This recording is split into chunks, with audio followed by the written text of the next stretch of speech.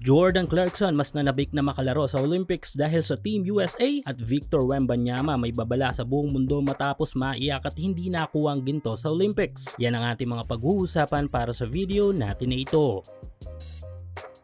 So walang duda kung sino ang pinakamagaling na kupunan sa buong mundo pagdating sa larangan ng basketball. Ito nga yung Team USA. Yes, muling pinatunayan niya ng kupunan ng Estados Unidos matapos makuha ang ginto this 2024 Olympics nang walang gasgas sa standing. Marahil napahirapan sa ibang mga laban nila pero ang panalo ay panalo pa rin, hindi ba? At ang kampyonato ay kampyonato pa rin. Sa tingin ko agree naman lahat dito dahil di tulad ng ibang mga kupunan sa Olympics ay walang naging duda ang lahat ng mga panalo ng Team USA. Kumbaga legit na talagang mga panalo lahat. Kaya naman deserve natin na makita ang ating mga paboritong NBA stars na parte ng Team USA na mabigyan ng awards this Olympics. Kung sana'y ang award nga na ito ay ang gintong medalya. Masarap lang isipin, hindi ba, na sana'y sa mga susunod na mga Olympics ay mapabilang na rin dito ang ating national team. Kung sana'y nasa matuwid na sistema na ngayon under Coach Tim Cone. Dahil maliban sa ating mga fans ay tila may isang kilalang malalaro din sa NBA na may dugong Pinoy ang mas lalong nananabik na makalaro sa Olympics dahil sa naging tagumpay ng Team USA. Ito nga ay walang iba kundi si Jordan Clarkson. Mula sa semis ay nakantabay na si Clarkson sa mga laro ng Team USA. Marahil isa sa dahilan ay maraming mga kaibigan si JC na lumalaro dito. At sa pagsubaybay ni Clarkson ay may nakantabay itong post sa kanyang official Twitter account. At sa isang post nito matapos manalo ng Team USA sa France at nakuha ang ginto ay tila nagpahiwatig ito ng pananabik na makalaro si kabayan sa Olympics. Ayon kay Clarkson, ang makarating sa Olympics kada 2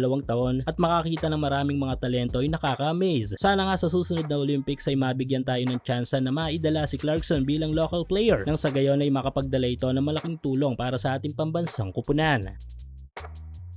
Samantala, though silver medal na ang nakuha ng host team na France, ay tila hindi naging masaya ng gusto dito ang young rising star ng France at future NBA star ng San Antonio Spurs na si Victor Wembanyama. Tulad ng ibang mga young guns ay ginto at wala nang iba ang gustong makuha ni Wemby sa tournament na ito, which is magandang mindset. Kaso sadyang iba ang lakas ng kupunan ng Estados Unidos kung sana'y buong game ay tangan nilang momentum. Though si Wemby ang isa sa mga bumuhat ng France sa laban na ito with 26 points at 7 rebounds, ay hindi ito sumapat at natalo pa rin sila. Kaya naman lungkot ang naramdaman ng alien player at napaiyak pa nga ito. Dahil dito ay hindi naiwasan ni Wemby na magbigay ng banta ito hindi lang sa NBA at FIBA kundi sa buong mundo na rin. Ayon sa mismong statement ni Wemby sa FIBA matapos matalo sa Team USA ay may natutunan daw ito sa kanyang naging stint sa Olympics at marami ito. Kaya naman nag-aalala daw ito sa mga makakalaban niya sa mga susunod na taon. Tinanong ng FIBA reporter kung sa NBA ba o sa FIBA at ang naging sagot ni Wemby ay everywhere dahil dito ay mas tila kakaabangan ng alien player na ito sa mga susunod na yugto ng kanyang basketball career.